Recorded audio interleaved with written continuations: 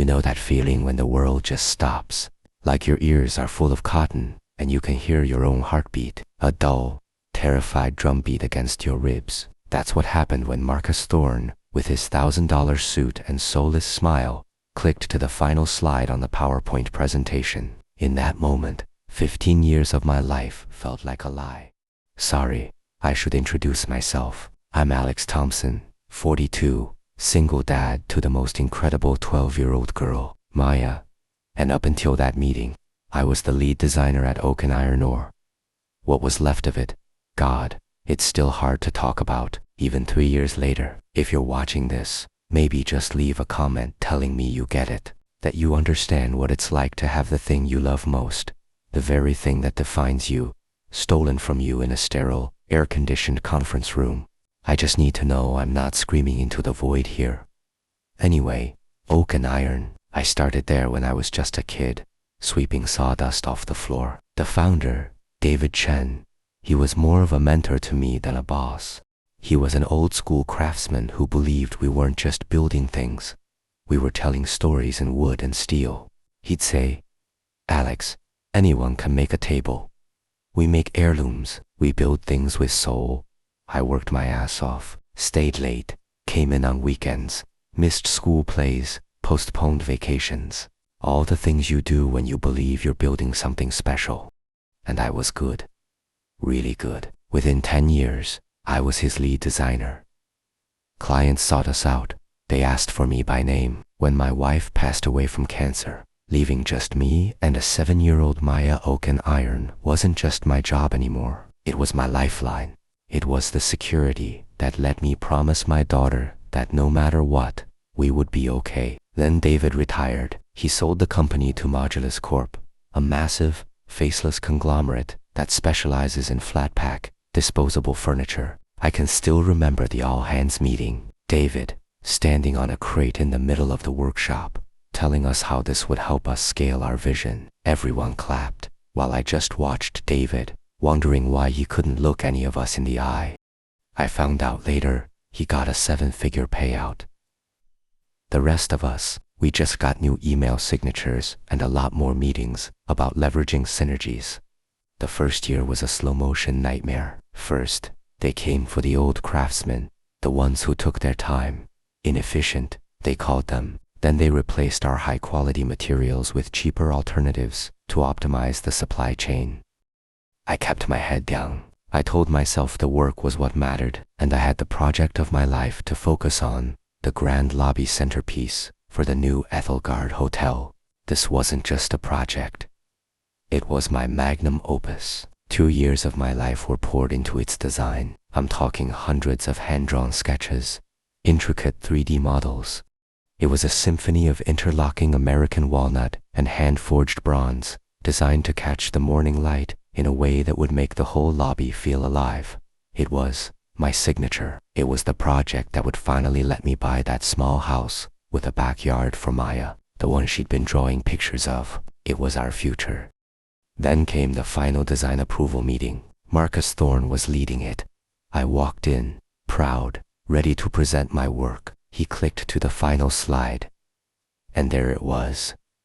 My design. Except, it wasn't. It was a caricature, a cheap, simplified, mass-producible imitation. They'd replaced the complex woodwork with veneer, the forged bronze with painted aluminum.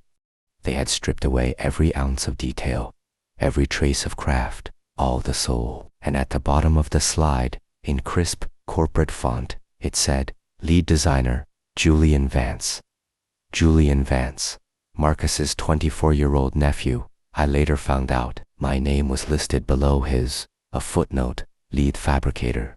They hadn't just stolen my design, they demoted me from the artist to the laborer on my own desecrated masterpiece. The room was silent, but in my head, a siren was screaming. I don't remember walking back to my workshop. I just remember standing there, looking at my own tools, my own original sketches, still pinned to the wall, and feeling like a ghost in my own life. Marcus came in later, clapping me on the shoulder. "Great news, Alex. We've streamlined the concept for better scalability. It's a win-win."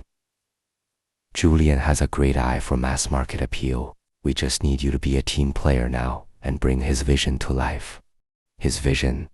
I felt my stomach turn. I went home that night and hugged Maya so tight she asked, "Dad, did something bad happen at work?" I just told her I was tired. I felt like a fraud, a coward. I had to build this monstrosity, just to keep our life afloat. That night, sleep was impossible.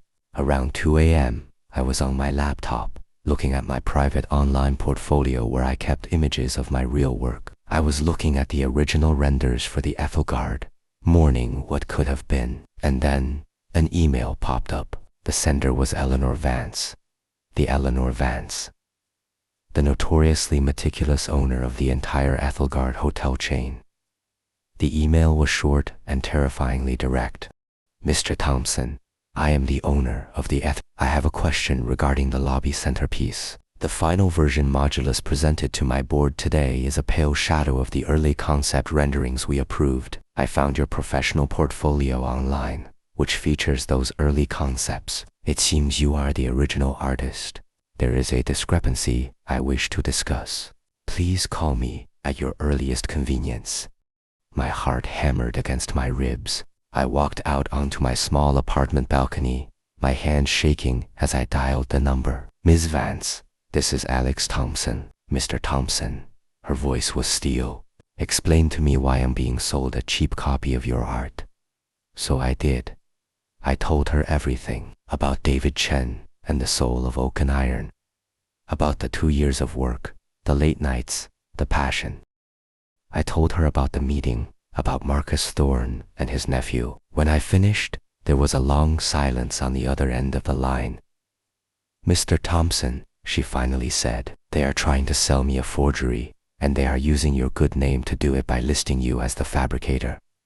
This will not stand. I am not putting a cheap copy in my flagship hotel, but that original design, that is art. Alex, what would it take for you to build that exact piece for me?"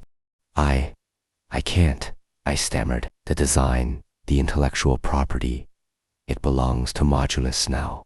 "No," she said, her voice sharp and clear. "The integrity belongs to you. They bought a company, they didn't buy your soul. I'm invoking the artistic integrity clause in my contract to terminate our agreement with Modulus tomorrow morning. I will need a sworn affidavit from you about the design's origin. In return, I am prepared to offer you a contract to establish your own independent studio and complete the original design. My lawyers will draft the paperwork. This is not just a job, Alex. This is a partnership." After we hung up, I sat there in the dark, my mind racing. Was this real? I dug through my old files and found my original oak and iron employment contract.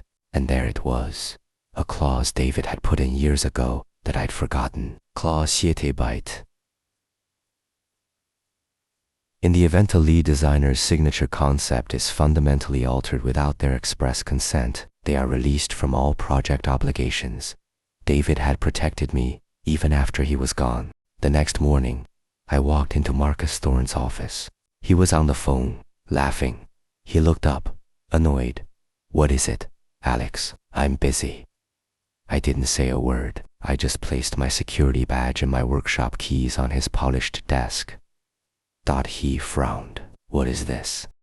"I am invoking Clause 7B of my employment agreement," I said, my voice steady for the first time in months, "as my design for the Ethelgard project was fundamentally altered without my consent. I am released from all obligations to the project, effective immediately." In other words, I quit. His face went from confused to smug.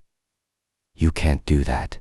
That design is company property. We will sue you into the ground if you try to take it with you." I almost smiled. "Oh, you can keep the design.